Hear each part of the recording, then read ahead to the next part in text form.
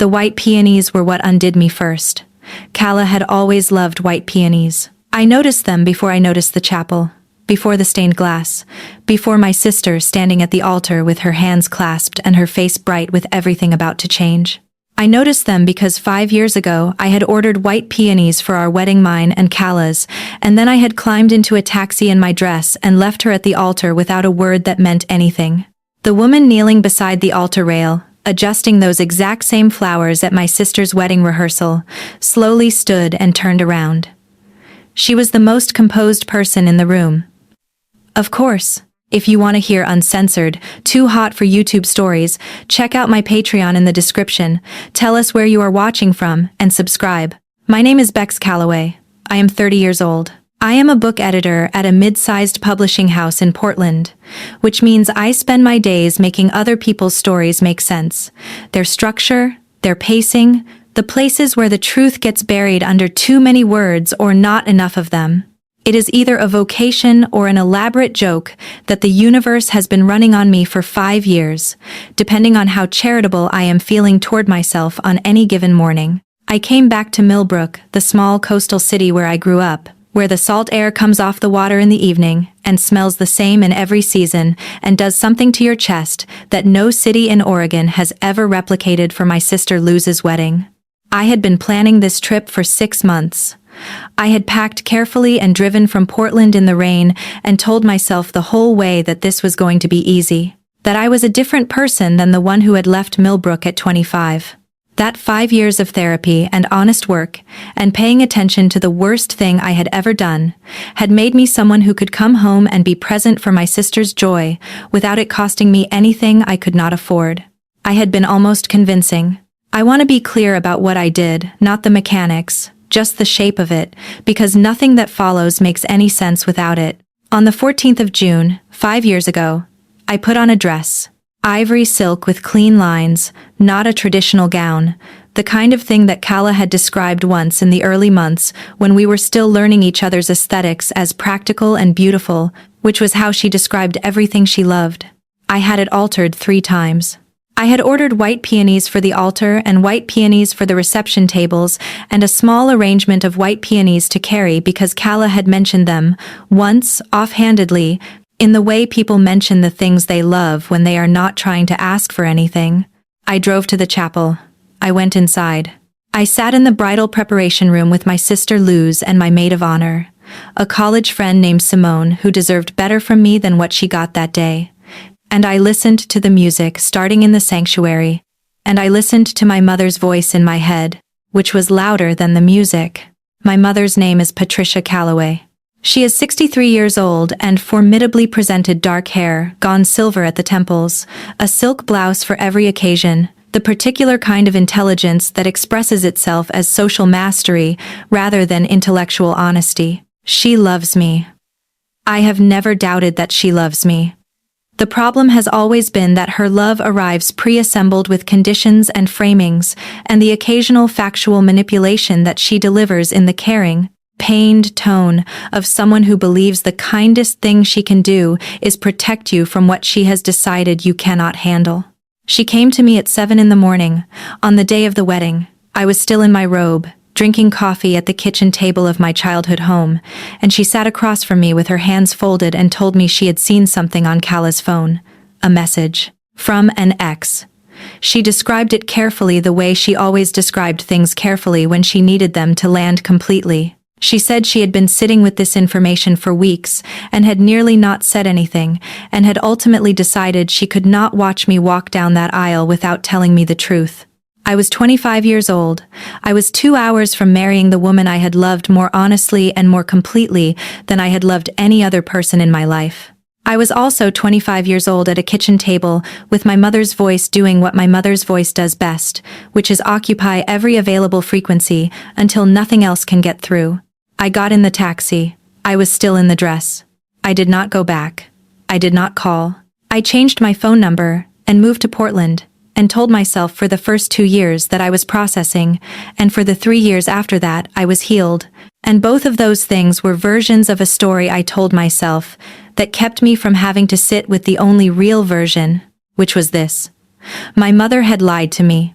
or at minimum had taken something partial and out of context, and dressed it as truth. And I had let her because the lie was easier to believe than the alternative. The alternative was that Kala loved me completely, and I was afraid of being loved completely, and that fear was older and more familiar and more deeply wired into me than anything my mother had said at the kitchen table. I had been building the kindling for 25 years. She had only been the match. I understood this by the time I was 27. Understanding something about yourself is not the same as being capable of doing what the understanding demands. The drive back to Millbrook took 4 hours. I spent most of it telling myself the rehearsal was going to be manageable. I sat in my rental car outside the chapel for 9 minutes after I parked. I watched the clock, then I got out and went inside. The chapel was quiet in the particular way that chapels are quiet, a hush that the architecture creates deliberately, the high ceilings pulling the sound upward and spreading it thin so that the inside of the space always feels like the inside of a held breath. Afternoon light came through the stained glass on the south side and through panels of amber and cobalt across the wooden pews. The smell of old wood and something faintly floral, and the specific mineral coolness of a stone-floored building in early summer. And white peonies. White peonies along the altar railing in arrangements slightly different from what I had ordered 5 years ago, but similar enough that my body registered them before my brain did. A full half-second of physical recognition before the thought arrived. My sister was already at the front of the chapel. Luz Calloway was 27 and incandescent in the particular way people are incandescent in the days before the thing they have chosen most deliberately. She was standing with her fiancé Marco and his 2 brothers and the wedding coordinator, Helena, who managed events with the calm precision of someone who always had the solution before you finished describing the problem. Luz's maid of honor, Daria, stood slightly apart near the second pew, dark-haired, sharp-eyed, one of the very few people who knew the full shape of what had happened 5 years ago. She had texted me 12 times in the months after the wedding that did not happen and let my 3 insufficient answers be enough, which is the grace of someone who understands the difference between what a person is capable of and what they deserve. She saw me from across the chapel. She gave me the smallest, most comprehensive nod I have ever received. It communicated, in the span of approximately half a second. Yes, she is here. Yes, I should have warned you. Yes, I chose not to, because you needed to know in person. I'm sorry, and I'm not sorry. Be very careful with the next 60 seconds. I looked at the altar. Calla Morrow was 34 years old. She was tall in the way that people who have learned to inhabit their own height are tall, not self-conscious about it, not performing it, simply present in it. She had dark hair, shorter than I remembered, cut past her jaw but not past her shoulders, and it suited her in a way I had no business noticing from the back of a chapel. She wore dark trousers and a silk blouse, the color of slate, and she moved through the altar space with the economical precision of someone who had thought carefully about what every movement was for, and had removed the ones that weren't. She had a binder in one hand. She was writing something. She looked up when I came in. Her eyes found mine across the chapel with the accuracy of someone whose attention, trained by professional precision, snaps to the important thing before the conscious mind catches up. She had always been faster than me at recognizing things. 2 seconds. Then she looked back at the binder. That was the first thing. 2 seconds, and the binder, and the composure that did not shift by a single degree between the recognition and the return to work. I stood inside the fact of it and felt something relocate in my chest to a position I was not prepared for. My sister appeared at my shoulder. "You made it," Luz said, and wrapped both arms around me with the particular decisiveness she had always used on me, the kind that said, "I am not going to ask you how you are doing, and I am going to hold you tightly enough that for this one moment, you do not have to answer." "I made it," I said. She stepped back and looked at my face with the assessment of someone who had been watching me carefully for 5 years and had, in the past several months, made a set of decisions about what the remaining days of her engagement required from me. "Come meet Calla," she said. "She's wonderful, really." "I know," I said. Luz looked at me. Her face did something careful and unreadable. "Come on," she said. "It's okay." The walk to the altar took 8 steps on polished wooden floors in the afternoon light. Calla turned when we reached her. And she turned with the composure of someone who had been aware, from the moment she heard the door open, that this walk was eventually going to happen and had prepared for it. Up close, she was the same and completely different. The same composure around the eyes, the same quality of attention that made you feel examined without feeling judged, the same way she held her chin that communicated full awareness without effort. Different in the way that 5 years of deliberate reconstruction makes a person different, more settled in herself, occupying her own stillness with a confidence that looked less like armor and more like architecture. She had built it. That was the distinction. She had built every inch of what I was looking at, and I had been the demolition that made the rebuilding necessary. "This is my sister Bex," Luz said. "She's in from Portland." "Nice to meet you," Kala said. Her voice was warm and professionally level, the exact register of someone greeting a stranger they were glad to welcome. It hit me like something cold and accurate. She was not being cold. She was being precisely as warm as the situation required, which was the same thing and also its own devastating art form. "And you," I said. I held out my hand. She shook it, brief, firm, gone. She looked back at Luz. "We should get started," she said. "We're losing the afternoon light in about 90 minutes. She turned back to the altar. I stood in the space where the handshake had been and thought about the word stranger. Daria arrived at my shoulder, holding 2 programs that she pressed into my hands without looking at me. "You okay?" she said, very quietly. "Not even slightly," I said. "Good," she said. "At least you're honest about it." The rehearsal took 63 minutes. Kala ran it with the precision of someone who practiced every component of ceremony as a craft patient, specific, unhurried. She moved through the processional timing, and the reading order, and the vow exchange, and the logistics of the ring ceremony, with the focused clarity of someone who understood that the difference between a ceremony that worked and one that merely happened was the quality of the preparation. She corrected the coordinator's blocking on the second walkthrough without making it a correction. She offered it as a suggestion and watched it become the better choice. She caught a timing issue with the music cue for the unity ceremony that neither Helena nor Marco's brothers had noticed. She had notes for the readers and clear, calm direction for Luz and Marco about positioning and presence, and the specific reason why where you stand changes what the room feels. She was extraordinarily good at what she did. I had known this was likely. Seeing it was still different from knowing it. She did not look at me during the rehearsal. Not once, not even in the way of someone deliberately not looking, which would have been its own kind of information. She looked at Luz and Marco and the coordinator and the layout of the chapel and occasionally her binder, and the not looking was not a performance. She was present in the room she was responsible for. I sat in the third pew and watched her, and thought about all the rooms we had been responsible for together once. The apartment in the city, the grocery store on Sunday mornings, the kitchen table where she had read the first draft of a manuscript I was working on and told me, with the specific honesty I had never found anywhere else, exactly where it was missing the truth. I had thrown all of those rooms away. I had gotten in a taxi and abandoned every room we had ever shared. At the end of the rehearsal, while Luz and Marco circled the coordinator and the wedding party moved toward the exit for the dinner, Kala gathered her binder and notes near the altar. I collected the programs that had been left on the pews and moved toward her because I was not going to be the kind of person who did not move toward her. 5 years of being the kind of person who did not move toward her was already 5 years too many. We were, for approximately 90 seconds, the only 2 people near the altar. "Kala," I said. She looked up from the binder. Her expression was composed and attentive and gave nothing away, which was the thing I had loved best about her face and the thing that cost me most to look at now. "I'm sorry to ambush you," I said. "I didn't know you'd be here." "I know," she said. "Luz contacted me 4 months ago. She told me you'd be attending. She asked if that changed anything about my willingness to officiate." I stared at her. "Luz told you I would be here," I said. "Yes. And you agreed anyway." Kala looked at me steadily. "Your sister's wedding has nothing to do with what happened between us," she said. "That is not a difficult distinction for me to make." She said it the way she said everything true and inconvenient cleanly, without decoration. "Can we talk?" I said. "Not now, but tonight, after the dinner. Can we talk?"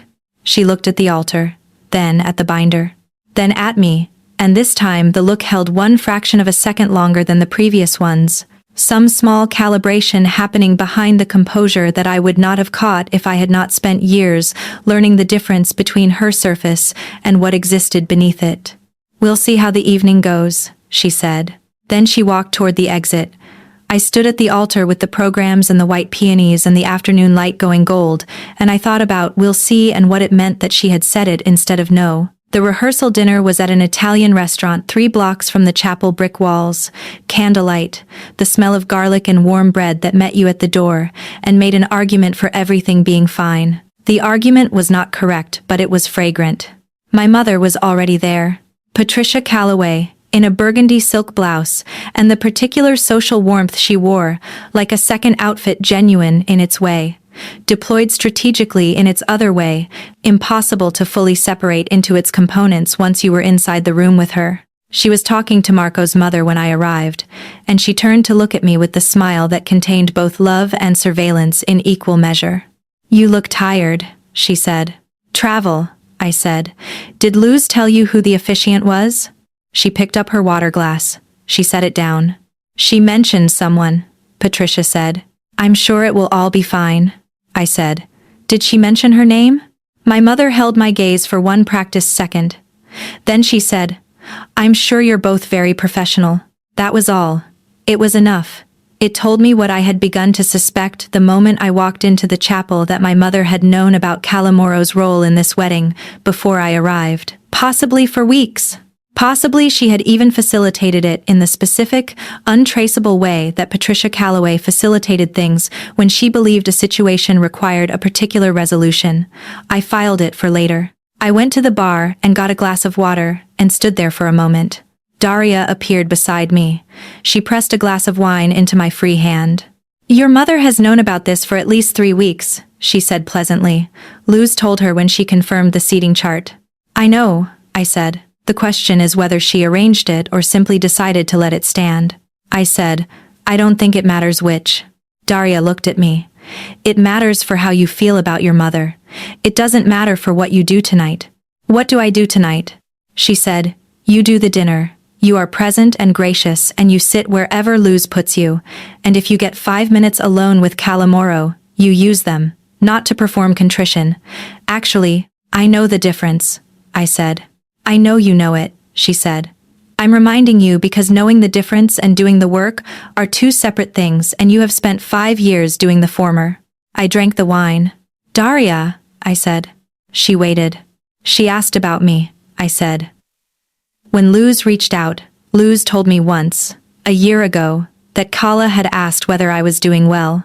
Daria was quiet for a moment. Then she said, "That tracks.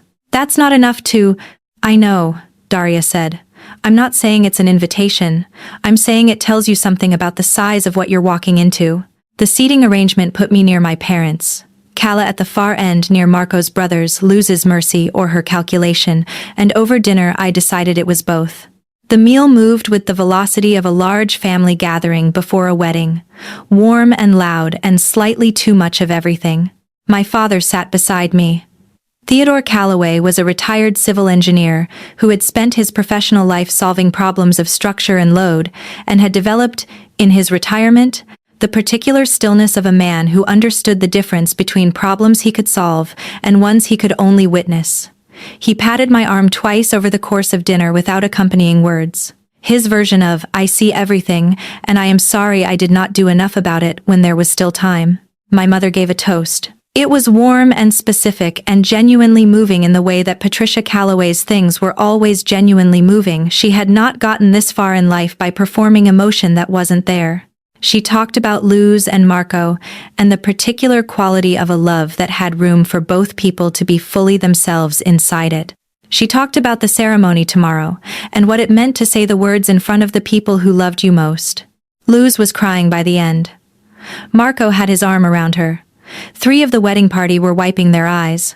I looked at Kala across the table while my mother spoke. She was looking at Luz. Her face had done the thing it did when something moved her, not an overflow, just a slight softening at the edges of the composure, a warmth visible in the shift around her eyes. She was not moved by my mother's rhetoric. She was moved by the sight of Luz receiving love in a room full of people who meant it, and she was letting herself be moved by it because she was a person who believed in love as a real and serious thing, even when the evidence for that belief had been catastrophically disrupted. That was the detail that broke something loose in my chest, not the toast, not my mother's voice, the expression on Calamaro's face while she listened. After dinner, when the table had broken into smaller groups and coffee was circulating and my mother was charming Marco's family in the corner, I saw Calla near the restaurant entrance putting on her coat. She moved with the deliberate efficiency of someone who had a schedule and was keeping to it. I crossed the room. She looked up when I reached her. She had one arm in the coat and the other held by her side, and her face was arranged in the professional version of itself, the version that gave nothing away unless you knew what to look for. "I'm heading out," she said. "Early morning." I said, "You told me we'd see how the evening went." She looked at me, a pause just long enough for me to understand she was choosing her answer. 5 minutes, I said. "Not in here, outside." She finished putting the coat on. She looked at me for one careful second. 5 minutes, she said. The evening air outside was cool and salt-edged, the specific smell of Millbrook after sunset, when the ocean breeze comes through the streets and does something to the quality of the dark. The restaurant's outdoor light was amber and warm, and threw long shadows on the old pavement. A few other dinner guests stood further down the block in conversation, their voices blurred into the general street noise. Calla stood with her hands in the coat pockets and her face arranged in the version it wore when it was being deliberately, rather than professionally composed. Not a wall, a foundation. There is a difference, and I had learned it from her before I left, and I had spent 5 years wishing I had paid better attention to the lesson. I said, "I know that nothing I say tonight makes any of this okay. I know 5 minutes outside a restaurant is not the conversation this situation deserves. I'm not asking you for that conversation tonight." "Then what are you asking for?" she said. I said, "I'm asking you to know that I know what I did. Not the version where I can package it neatly or explain it into something forgivable.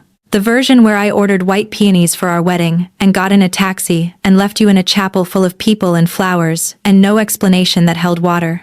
The version where that was the cruelest thing I have ever done to another person, and I have known it every day since." She was quiet for a moment. The street held them the way streets hold things at night, close and particular, and private despite the open air. "Is that all you wanted to say?" she asked. "No," I said. She waited. She was very good at waiting. She had always been very good at waiting. I said, "I also want you to know I'm sorry. Not in the way that sorry is supposed to reverse things, because I understand that it doesn't, just that I am. That I've been sorry every day since June 14th 5 years ago, and the sorry got bigger as I got more honest about why I did it. And the most honest version of the why is still something I don't have the right to ask you to sit with tonight." She looked at me for a long time. The amber light did something to the planes of her face that I was not allowed to catalog and cataloged anyway. She said, "You've said more to me in the last 4 hours than you said to me in all 5 years since the wedding." "I know," I said. She said, "Why now?" I said, "Because I didn't know you were going to be here, and then you were. And you were arranging the same flowers at my sister's altar that I ordered for ours, and I understood that getting in a car and leaving was not something I was capable of doing again." She absorbed that. I watched her absorb it with the full, deliberate attention she brought to everything that required her to actually think before she responded. 5 years is a long time," she said. "I know. I'm different than I was." "I can see that," I said. She looked at the pavement, then at the street, then back at me. And the look was different from the ones in the chapel, not professional, not strategic, just the look of a person who had arrived somewhere they had not been expecting to arrive tonight and was deciding what to do about it. She said, "I'm officiating your sister's wedding in 3 days. That is my responsibility and my priority." "I understand completely," she said, "and I have a full caseload and a life that has nothing to do with this." "I understand," I said. She looked at me for one more measured beat. "After," she said. "After the wedding. We can talk then. Properly." I stared at her.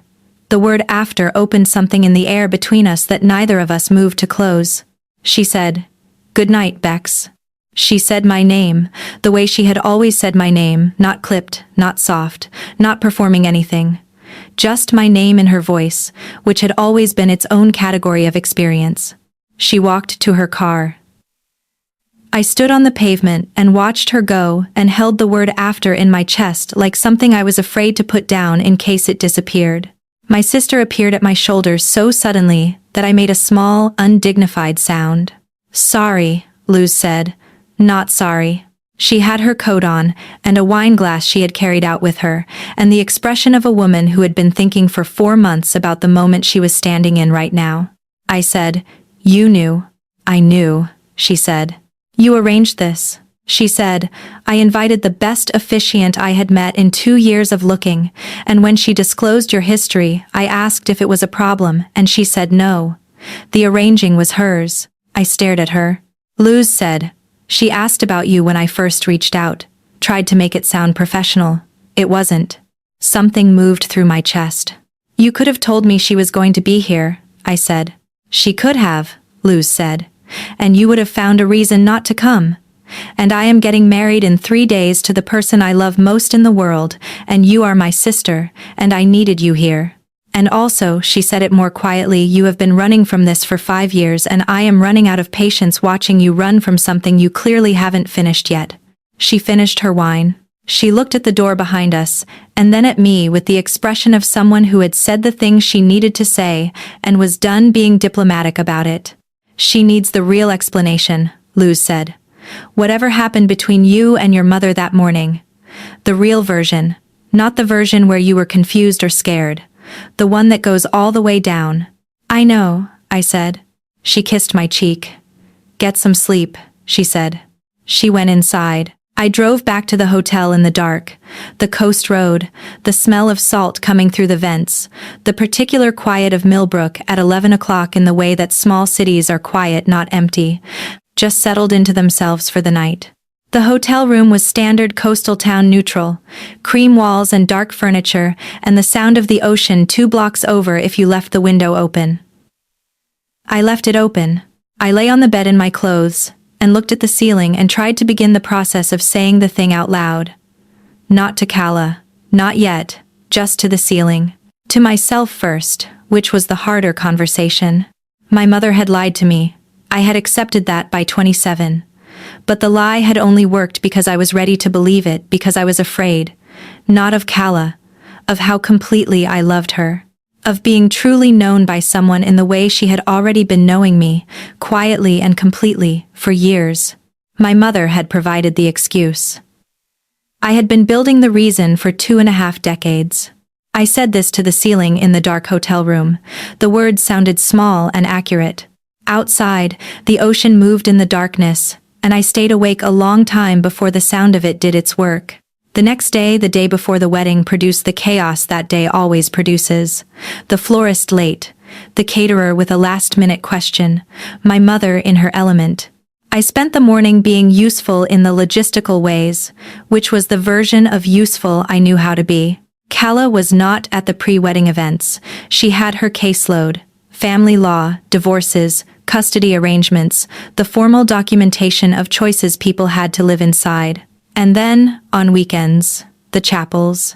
What it took to keep believing in formal commitment after what I had done to the idea of it, I was still working that out. In the afternoon, while Luz was occupied with the seating chart revision and Marco's family had gone to dinner, I walked 3 blocks to the chapel. I told myself I was not going there specifically, that I was walking, and the chapel happened to be in the direction I walked. That was not entirely false and was not entirely true. The door was open. I pushed it and went inside. Kala was in the 4th pew from the front, on the right side of the aisle, sitting with her binder open on her knee and a pen in her hand. She was writing something. The late afternoon light came through the south-facing stained glass and fell across her in panels of amber and rose that the chapel produced every day at this hour, and that she was clearly too absorbed to notice. She heard the door. She looked up. "I did not take you for a drop-in visitor," she said. "The door was open," I said. "It's always open," she said. "The congregation uses it for afternoon prayer. There are usually 3 or 4 people in and out." I stood at the far end of the aisle. The white peonies were still in their arrangements from the rehearsal, the petals more fully open now, softened by the day. "I can leave," I said. She looked at me for a moment. Then she said, "Sit down. I have 20 minutes of notes left." I sat in the pew across the aisle from her. She went back to the binder. I watched the chapel do its afternoon work around us, the light shifting incrementally through the stained glass, the building settling with the specific sounds of old wood and stone, doing what they do in the warmth of an afternoon. I watched her write, small, precise handwriting, moving without hesitation, transcribing thought rather than forming it. She had always been like that. She thought things fully before she said them. It was one of the things that had made conversation with her feel real. After approximately 12 minutes, she closed the binder. She set the pen on top. She looked at me across the aisle. "You came because you want to say more than you said last night," she said. "Yes," I said. She turned in the pew to face me more fully. She folded her hands in her lap. She was not defensive, and she was not open, and she was not guarded. Exactly. She was the version of herself that she had built for having difficult conversations, professionally present, contained, genuinely willing to receive what was coming without prejudging its trajectory. I said, "My mother told me something the morning of our wedding. She said she had seen a message on your phone, from an ex. She was specific about it. She is always specific when she needs something to land." And I believed her. Kala did not move. Her expression did not change by any visible measure. "I know about your mother," she said. "Not what she told you that morning. I know what she is. I knew it when we were together. I saw the way she managed your choices, and I saw the way you responded to her, and I made the decision not to say anything to you about it because I believed that was something you had the right to come to on your own." I stared at her. "That was generous," I said. "It was probably also," she said, "a mistake." She looked at the altar for a moment, then back at me. I said, "The thing I need you to understand is that it was not only my mother. She gave me the excuse. I supplied the reason. I have known since I was 27 that what she told me was not the truth, or not the whole truth. And I have spent the 3 years since fully understanding why I believed her anyway." She waited. I said, "I was afraid of how much I loved you. Specifically. Not in the abstract, not in the way that people say they are afraid of love as a general concept. I was afraid of the specific experience of being known by you, which was already happening and which I did not know how to survive. I grew up in a house where being known by the person who loved you most was not safe. I carried that for 25 years, and I did not know it was there until it was standing at an altar and giving me a reason to run." The chapel was very still. The building settled once, a low creak of old wood, and then was quiet again. Kala looked at me for a long time, long enough that I understood she was not rushing toward a response, that she was sitting inside the words and letting them be as large as they were. "Do you know," she said finally, "how long I have been waiting for you to say that?" I said, "I don't," she said, 5 years. And before that, the last month before the wedding, when I could feel something in you contracting and I kept telling myself it was nerves, that it was normal, that everyone who was about to do something permanent felt this. I said, "It wasn't nerves." "I know that now," she said. A silence settled between them. Through the south windows, the light was going lower and warmer. Someone entered the chapel briefly at the far end, a woman in a gray coat, who moved to a pew near the back and sat quietly, and neither Kala nor Bex looked at her. "I forgave you," Kala said. "A long time ago. Not because what you did was forgivable in the easy sense. It was not easy, and I am not going to tell you it was. But because carrying unforgiveness for 5 years was costing me things I could not afford to keep spending." Something closed in my throat. She said, "What I have not resolved, what I have been sitting with since Luz called me 4 months ago, is what to do with the fact that you are here and we are having this conversation. The one that should have happened before the wedding. Before the taxi. Before any of it." "I know," I said. She picked up her binder. She stood. Not abruptly, with the same deliberate economy she brought to every movement. She was someone whose body had learned, very thoroughly, that purposeful movement was the most honest kind. "Tomorrow is the wedding," she said. "Yes, and I need to be very good at my job tomorrow. I need to stand at that altar and say the words I have committed to saying for your sister and her fiancé. And I need to mean every word of them, because that is what I agreed to do, and because I believe in what those words mean. So I need tonight and tomorrow morning to be only about that. I understand, I said. Completely. She moved to the end of the pew. She stopped there with one hand on the wooden rail and her coat over her other arm, and the amber light doing things to her face that I was not going to survive if I kept paying attention to them. After the ceremony, she said, after I have done the job I came here to do, then we finish this conversation. It was not a question, it was a shape she was drawing, a boundary that was also a door. I said, I'll be there. She looked at me one more time. And this look was different from any of the ones that had come before it. Not professional, not careful, not composed in the strategic sense. It was the look of someone who had just allowed a significant piece of truth into a space they had been very carefully managing, and who was not yet sure of the cost. You said something honest today, Bex, she said, more than you have given me in all the time since. I want you to know I heard it. Thank you, I said. She looked at me for that final careful beat. Don't be late tomorrow, she said. She walked out of the chapel.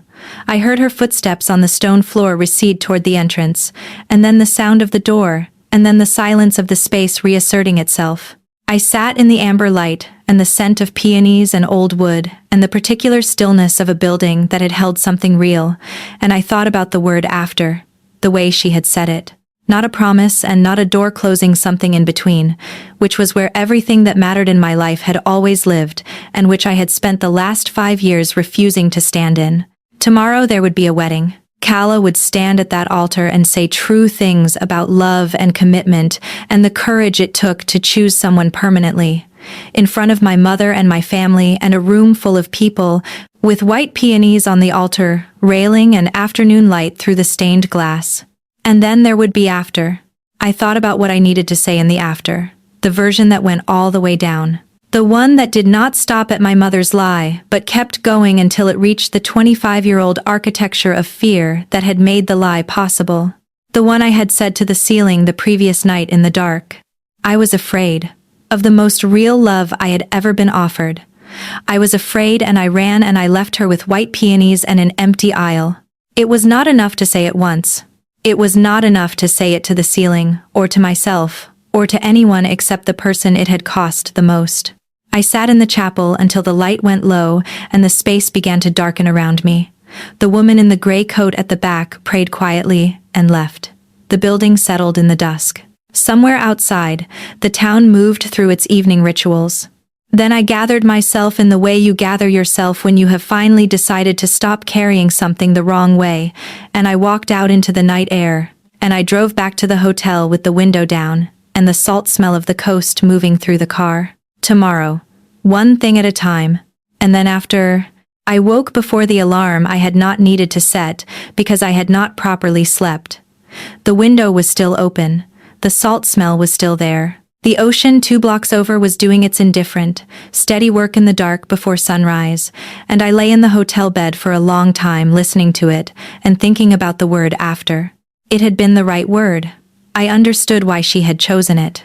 Calla Morrow was a family attorney and a wedding officiant and a woman who had spent 5 years rebuilding a life from the ruins I had made of the previous one, and she did not use words carelessly. After was not a promise. It was a door left open on the condition that what came through it was real. I got up, I showered. I put on the dress Luz had chosen for the family cornflower blue, clean lines, the kind of dress that looked intentional without trying too hard. I sat at the small hotel desk with a cup of coffee that had gone slightly cold and looked at my face in the mirror for a long time. I was not the 25-year-old who had gotten in that taxi. That person could not have said the words out loud. The person in the mirror had said them yesterday, in a chapel, with Calla Morrow 4 feet away. That was something. It was not sufficient. It was something. I left the hotel at 9:15. The chapel parking area was already filling when I arrived. Marco's extended family had driven up from the coast and were clustered near the entrance in the particular contained chaos of a large family preparing to witness something important. The florist's van was double parked on the side street, and two of the florist's assistants were ferrying fresh arrangements from the back of it toward the chapel door, which meant the peonies were being refreshed for the ceremony. Which meant whoever was overseeing the flowers had noticed that the rehearsal arrangements were a day old and had arranged for replacements. I stood on the pavement for a moment and thought about the fact that Kala had probably arranged the replacements. My sister appeared at the top of the chapel steps in her wedding dress, which was ivory and clean-lined, and not a traditional gown in the way that beautiful things rarely need to be traditional to be exactly right. She looked luminous in the way that people on the best days of their lives look luminous, not elevated above herself but more fully herself than usual, every ordinary quality turned up to the clearest possible version. She saw me and her face did something uncomplicated and glad. "You're early," she said. "You asked me not to be late," I said. "I asked Kala not to be late," Luz said. I just hoped." She hugged me at the top of the steps, with the particular grip she reserved for the moment she wanted to say something she did not have the words for. Then she let go, and looked at my face with the assessment that was also tenderness and said, quietly, "How are you?" I said, "Honest." She smiled. "That'll do," she said. "Come on. Marco's brothers are already arguing about where the car goes." Inside, the chapel had been transformed in the way that ceremony transforms spaces, not through addition so much as through an intention, the same room made different by the understanding that something real was about to happen in it. The white peonies along the altar railing had been freshed, as I had suspected, and were more fully open than yesterday, which meant the entire length of the aisle smelled of them, cool and faintly sweet. And walking into it felt like walking into a decision that was not mine, and was mine simultaneously. I took my seat in the second pew on the left, family side. The guests filled in around me over the next 30 minutes. Marco's family, large and warm and expansive in the way that some families are expansive, taking up the space they needed without apology, talking across rows, the children sent to their seats twice before they stayed. Luz's friends from university, a compact group near the back, already emotional before anything had begun. Daria at the end of the first row with her flowers and her tablet and the competent focus of someone who had spent 4 months making sure this day ran correctly and was not going to let it fail in the final hour. My parents were in the first pew. My father sat with his hands on his knees in the mild, attentive way he brought to all events. My mother sat beside him in the deep green she had chosen for the ceremony, silk, beautifully pressed, her silver hair arranged with the care that expressed itself as composure in her family and love in herself and control in the gap between those two things. She turned once and looked at me across the pew. I looked back. I did not look away first. She turned back to the altar. Kala came in from the side door. She wore a dark charcoal suit with a silk blouse, the color of cream underneath it, and she moved through the altar space with the same economy I had watched at the rehearsal, except that today, the economy had something additional in it, a particular quality of purpose that she wore for the moments that mattered, a readiness that was not performed. She had a small card in one hand with her ceremony notes and nothing else. She stood at the altar and looked at the space once, thoroughly, then turned to face the doors. She did not look at the congregation. She did not look at me. The music began. Marco came in from the side and took his position with the small, private smile of a man who was very sure about what was about to happen and was not going to pretend otherwise. His brothers flanked him. He looked toward the doors. The processional music changed. The doors opened. Luz came down the aisle on our father's arm. Theodore Calloway, mild and civil engineered, and quietly moved by things he had no words for, walked his youngest daughter toward the altar, with his face open in a way I had never seen it. She looked like herself and better than herself simultaneously, and she looked, halfway down the aisle, directly at me and smiled. I smiled back. My throat was doing something that required management. At the altar, Marco reached for her hand. My father kissed her cheek and stepped back and took his seat beside my mother. And Marco and Luz stood together at the front of the chapel, and Cala Moro stood before them with her ceremony card and her composure, and the quiet authority of someone who had been trusted with the most important language of a person's life. She began to speak. Her voice in the chapel was the same voice it was everywhere, level, warm, precise, but the chapel's acoustics gave it additional weight, the high ceilings spreading it evenly through the space, so that it reached every pew with equal clarity. She spoke about the particular courage that love requires. Not the courage of the beginning, she said, which is easier than people believe. The beginning has the momentum of feeling to carry it. The courage she was describing was the daily kind. The choice made again in the ordinary moments, the Tuesday morning, the February afternoon, the middle of a difficult year, when the choice is harder than it was in the beginning but more honest. I sat in the second pew and listened to Calamaro speak about the courage of choosing someone when the choosing is difficult, and I thought about the taxi. I thought about the 25-year-old in the ivory silk dress who had been offered exactly this and had chosen the opposite, and the 30-year-old who was sitting here now in the second pew on a Tuesday morning in June, trying to find the courage that had not been there 5 years ago. Calla spoke about being known, about the specific intimacy of allowing another person to see you without the performance, the version of yourself that exists before you have decided how you are going to present it to the room. She said that this was, in her experience, and she said in my experience, with a dry, precise warmth that landed as comedy in the chapel, and as something sharper in my chest, the part that most people underestimated, the part that required the most from both people, the willingness to be fully known, and the willingness to fully know, and to stay in both. I became aware, somewhere in the middle of it, that my composure had a structural limit. She turned to Luz and Marco. She spoke their names with the care of someone who understood that names, said correctly in the right moment, were a kind of gift. She walked them through the vows, the specific language of them: I choose you, I will choose you, across the ordinary and the extraordinary, in the moments I know what I'm doing and the moments I do not. I choose you landed in the chapel with the particular weight of words that have been true before they were spoken. Luz was crying. Marco touched her face. And then, at the end of the vow exchange, in the suspended moment between the last vow and the rings, Calla's eyes moved from Luz and Marco and crossed the congregation in the specific sweep of someone completing a circuit of the space. They found mine. The contact lasted less than 2 seconds. Her face did not change. Her composure held exactly as it always held, and her attention returned to the altar before any witness could have registered what had passed between the front of the chapel and the second pew on the left. Less than 2 seconds. I stopped trying to manage my composure. The rings were exchanged.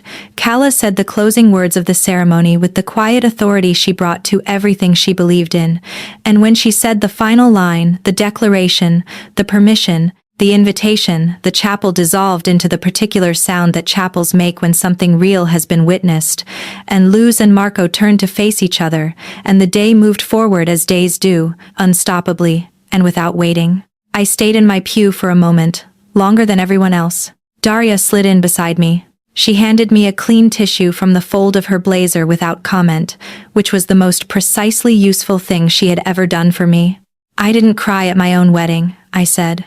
You didn't make it to your own wedding, Daria said. Technically, fair, I said. She looked at the altar. Calla was speaking to the coordinator, collecting her card, moving through the post-ceremony logistical steps with the same professional clarity she brought to everything. She's good at this, Daria said. She's good at everything she does, I said. Daria looked at me sideways. I am choosing to hear that as a productive observation. Go, I said. You have people to herd. She went. The reception was at a coastal venue, a short drive from the chapel, a converted boathouse, the water visible through the glass doors on the south side, the sound of it present throughout the afternoon. The kind of venue that Millbrook produced, because Millbrook was a place where old industrial things got reclaimed for occasions that required beauty and permanence. Long tables with white linens, flowers, white peonies, of course. Luz had carried the theme all the way through. The smell of salt and the water and the particular warmth of a room full of people who were happy about the same thing. I sat through 3 toasts. Marco's best man was sincere and funny. Daria's was the one that mattered. She looked directly at Luz at the end and said, I have never seen you more completely yourself than you are today, and that is the highest thing I know how to say about a person. Luz was, again, crying.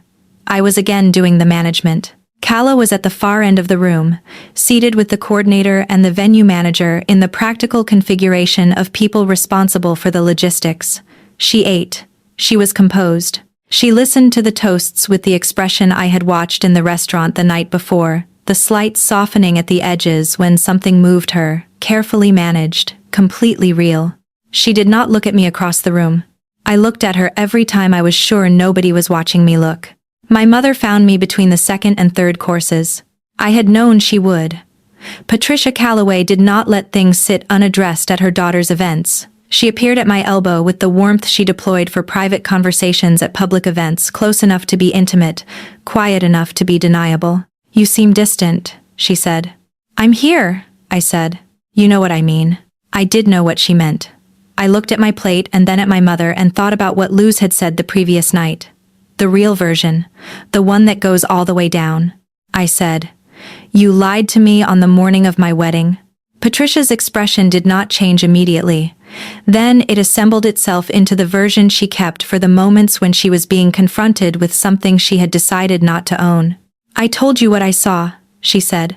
"I was protecting you. You told me what served your version of what my life should look like," I said. "There is a difference. And the version you chose destroyed something real, and I have known that for 3 years. And I have not said it to you because I did not know how to say it, and you and I don't do this kind of conversation." Patricia looked at the table, then at the room. Her jaw was doing the thing it did when she was deciding between the managed version of a response and the real one. "I was trying to protect you," she said again. "From what?" I said. "From the person who loved me most, from being known, from staying." Because she looked at me quietly and said, "I have been afraid for you, Bex.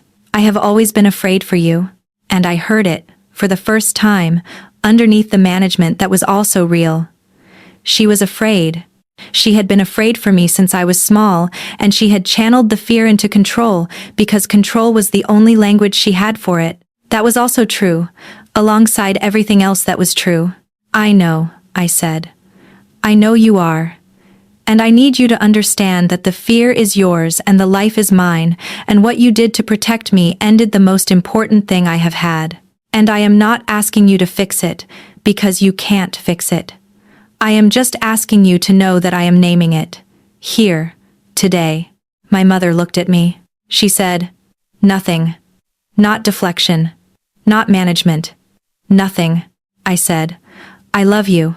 I am also done letting the love mean I don't say this." Then I put my napkin on the table and stood and walked toward the bar where there was sparkling water and a window that looked at the water outside and a 2-minute version of privacy that I needed before the third course arrived. Daria materialized. "I saw," she said. "You are everywhere," I said. "Yes," she said. "How do you feel?" "I feel like I said the true thing to my mother in a public venue at my sister's wedding reception," I said. "How does that feel?" "Like the right call," I said. Daria picked up a glass of water and handed it to me. "The right call is often the one that costs the most at the time," she said. "That doesn't make it wrong." I drank the water. Outside, the coast was doing what it always did, unmoved, continuous, the kind of beauty that doesn't need anything from you. "She's still here," Daria said. "Kala, I just want you to know."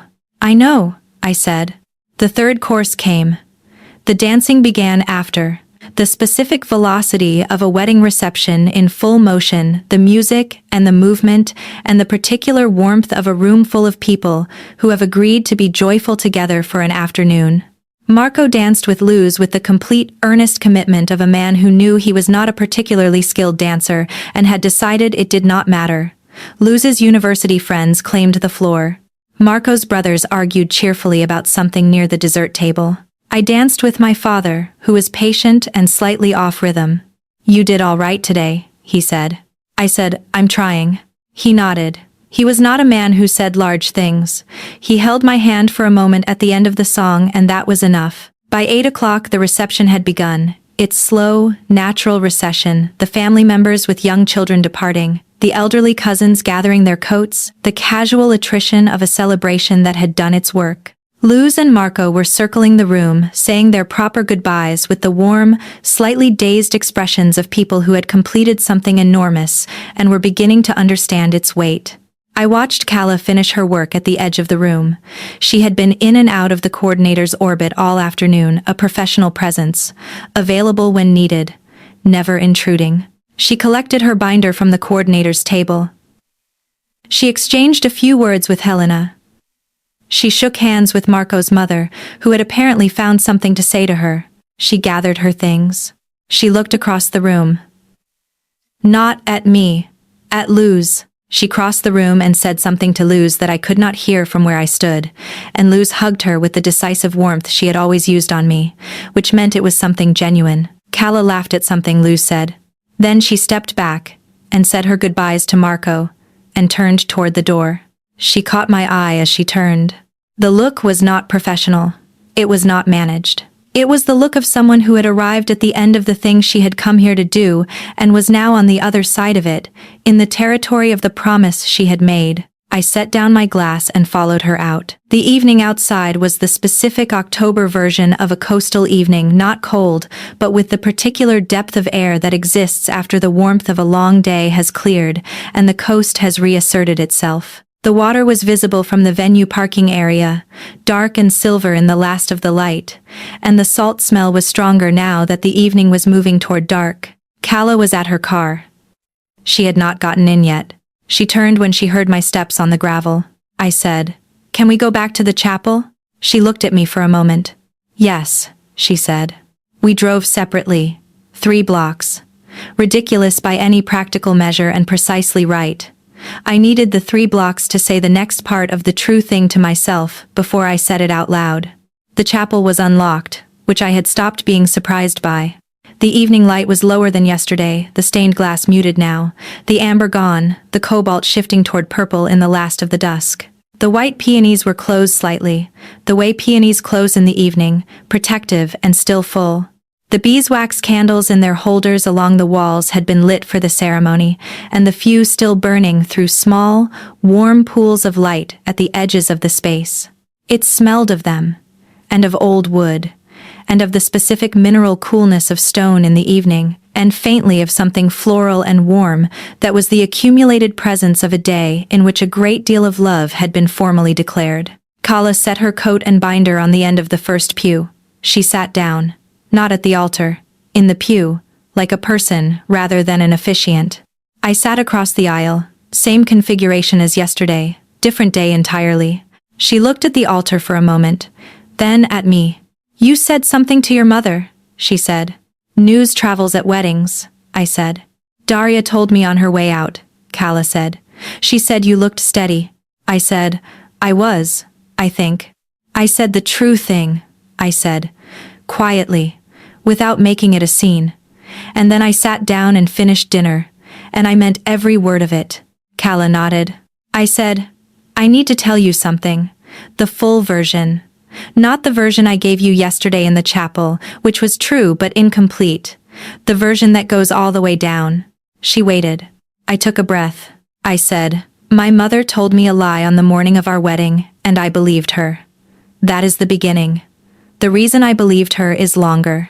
I have been afraid for as long as I can remember of the specific kind of love where someone sees you without the performance, where there is nothing between you and the other person except what you actually are. I did not know this about myself when I was 25. I knew something was wrong. Something was contracting in me in those last weeks, and I told myself it was nerves, and I believed my own lie the same way I believed hers. And then she gave me an external reason to run, and I took it because running was easier than standing at an altar with the woman I loved most in my life and letting myself be that known. Calla did not look away. She was very still. I said, "I have been in therapy for 4 years. I have had this conversation with a professional who is paid to receive it without consequence, and I have never said all of it out loud, because some part of me understood that the only conversation that mattered was this one, with you. And I did not believe I was capable of having it until I walked into a chapel 2 days ago and saw white peonies. The chapel was very quiet. The candles at the walls threw their small light. Somewhere outside, a car moved through the town, and then the quiet returned. Calla said, "I want to tell you something." I said, "Please." She said, The hardest part was not the leaving. I want you to understand this, because I think you have been imagining the worst of what you left behind, and the worst is not accurate. The hardest part was not knowing why. The leaving I could survive. I have survived difficult things, and I understand that people fail each other in ways that are sometimes larger than their current capacity to be honest. The not knowing was the part that cost me the most. Because without the why, I had nowhere to put it. I could not understand it, and I could not resolve it, and it kept arriving in the middle of ordinary days for 2 years. I know, I said. I know I did that. I am so sorry. She looked at the altar. I said, I would give anything to have said the true thing 5 years ago, in the bridal room, before the taxi. I cannot give you that. I know that I cannot. What I can give you is every honest thing I have now, which is more than I had then, and I am giving them to you as soon as I have them. She was quiet for a moment. She said, I need to tell you the other part, the part that explains why I said yes to this wedding. I waited. She said, when Luz contacted me and told me your name, I had a choice to make. I could have declined on professional grounds. It was a legitimate conflict, and I had a legitimate reason. I did not decline. I told myself it was because the conflict was manageable and because Luz deserved good officiating regardless of the circumstances. Both of those things were true. They were not the only things that were true. She looked at her hands. I said yes, she said, because I wanted to know. I wanted to see whether you were the person I had loved, or someone different, or something in between. I wanted to know whether the 5 years had done what 5 years can do, whether the thing that had made you run was something you had actually addressed, or something you had simply moved away from. That was not only professional, that was mine. And I think you deserve to know it. I said, you were testing me. She looked at me. I would not use that word, she said. But I was not entirely not, I said. And? She held my gaze. She said, you said the true thing to your mother at a wedding reception in a room full of witnesses. You sat in this chapel yesterday and told me something honest that you had never told another person. You drove back here tonight when you could have chosen not to. So yes, she said. Something shifted in the quality of the air between us. I said, I need to tell you what I want, not as a claim, as the most honest thing I have. I want to start over with you. Not from where we were. I understand that we cannot go back there, and I am not asking to. From here, from who we actually are now, which is different and more. From the 30-year-old who finally said the true thing and the 34-year-old who built something real from the wreckage of what I did. From that, she was quiet for a long time. She said, that is not a small thing to ask. I know, I said. She said, it will require both of us to be very honest very consistently for a very long time. I know, I said. I am asking anyway. She said, what makes you believe you can stay this time? I said, nothing. I have no proof. I have what I've done in the last 3 years, which is the work, and what I've done in the last 2 days, which is the practice. And the fact that I am sitting in a chapel at 8 o'clock in the evening talking to you instead of getting in my car, which is the evidence of the current moment. She looked at me. She said, I am not going to move quickly on this. I need you to understand that. I have rebuilt my life with considerable care, and I do not intend to dismantle that care for the sake of speed. I understand, I said. She said, and I am not going to pretend that sitting here with you in this chapel does not feel. She paused, precise as always, choosing the word significant, because it does. And I am tired of pretending it doesn't, which I have been doing since approximately the moment you walked through that door 2 days ago. I said, I have been cataloging you since the moment you looked up from the binder. She said, I know. I said, 2 seconds and then back to work. That was the most devastating 2 seconds of the week. The corner of her mouth moved, barely, 1 millimeter. She said, I know. She stood. She crossed the aisle and stopped in front of me. In the candlelight, with her hair loose from the ceremony, and the charcoal suit still carrying the shape of the day, she was the most particular and specific person I had ever had to learn the hard way to deserve. She said, I heard you, everything you said. She said, I am not going to pretend I have no answer to it. I have had an answer for 5 years. I was waiting for the right question. She said, "This is not fast. This is not desperate. This is the thing I chose not to do for 5 years because I needed you to come to it honestly, and now you have." She reached out and took my hand briefly, warm, deliberate. Then she leaned down and pressed a kiss to my temple, unhurried, the way you do something you have thought through completely and have finally decided to do. When she stepped back, she looked at me with the clearest version of her face I had ever seen. Not composed in the managed sense, just herself. The version that exists when someone has finally agreed to be known. She said, "I want coffee tomorrow morning." I said, "I know where the good place is." She said, "I know you do. You've been here for 3 days and you've already found it. That tracks." I said, "You sound like you know me." She said, "I do know you. I have known you for a long time and I am starting from the beginning anyway, because that is the honest version of where we are." I said, "Starting from the beginning sounds right." She picked up her coat from the pew. She folded it over her arm in the specific, efficient way she folded everything, nothing wasted, everything purposeful. She said, "Good night, Bex." She said my name the same way she had always said it. Not clipped, not soft, just my name in her voice, which was still its own category of experience, and which I was not going to pretend was ordinary. "Good night," I said. She walked to the door. At the threshold, she stopped. She said, the real version of why I said yes. I waited. She said, "I asked Luz, when she first contacted me, whether you were doing well. Luz told me you were. She did not tell me more than that. But the fact that I asked at all, that is the answer to the question of what I was carrying." She left.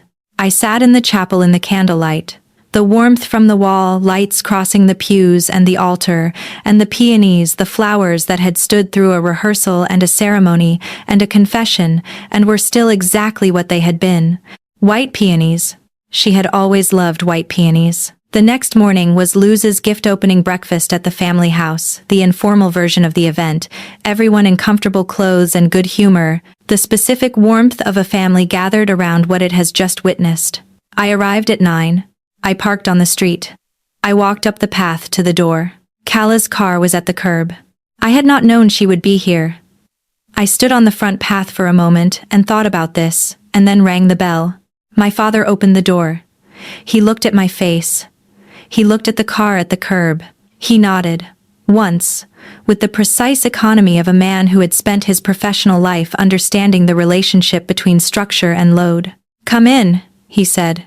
The kitchen was warm and coffee-smelling, and full of the comfortable noise of people who had done something good together and were enjoying the morning after. Marco's brothers were at the counter. Luz was at the table with a mug and a stack of cards. Daria was dissecting the previous day's events with the coordinator's tablet, pointing out something about the timing of the unity ceremony that she was apparently still working through. Kala was at the window with a cup of coffee. She was in dark jeans and a gray sweater, her hair loose, the professional frame entirely absent. She looked like a person on a Saturday morning, and it was, somehow, the most striking thing I had seen her wear. She turned when I came in. I said, "You're here," she said. "Luz invited me. The morning after the wedding is apparently part of the arrangement." Luz said, from the table, without looking up from her cards.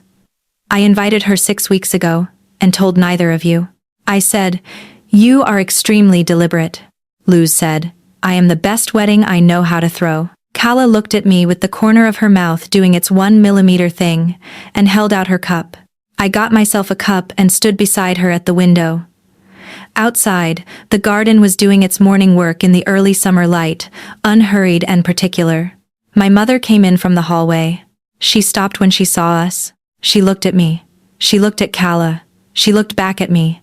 Something moved across her face that I had not seen there before, not the composure, not the management.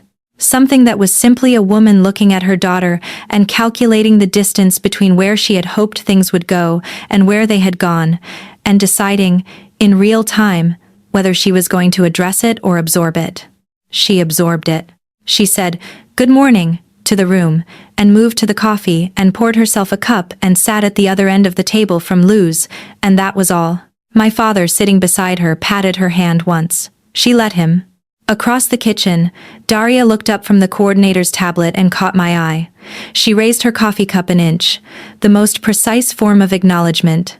The breakfast took 2 hours. The conversation moved through the wedding and the ceremony and the drive back and what had been the best speech and whose children had been most manageable and what Luz and Marco were doing for the honeymoon. And through all of it, Calla was beside me at the window, and then at the table, and then in the garden, when Luz wanted to show Marco's mother the roses that had been planted along the back fence. She was simply there, in the particular way of someone who had decided to be somewhere and was not performing the decision. In the garden, she stood a few feet from me, while Luz pointed at the climbing roses, and Marco's mother admired them, and Theodore Calloway talked to Marco's eldest brother about something structural with the fence. She had her coffee in one hand, and she was looking at the roses the way she looked at everything fully, without hurry. I said quietly, "She handled it better than I expected." Calla said, "She loves you." "I know," I said. She said, "That doesn't make what she did acceptable. It also doesn't make the love not real." I said, "You know, you have an extremely inconvenient capacity for holding two true things at once." She said, "Family law, it's occupational."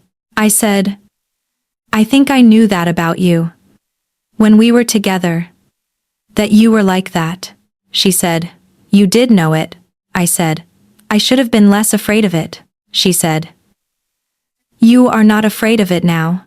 I said, "No." She looked at the roses, then at me. And the look was not the one from the chapel, not the ceremony version, not the managed version, not the professional version. It was the morning after version. The one that existed between coffee and the beginning of a regular day. The one that said, "I am here, and I am choosing to be here, and neither of us needs to perform the choosing." I said, "Coffee tomorrow." She said, "I work tomorrow." I said, "Coffee before." She said, 7:30. I said, "I know where."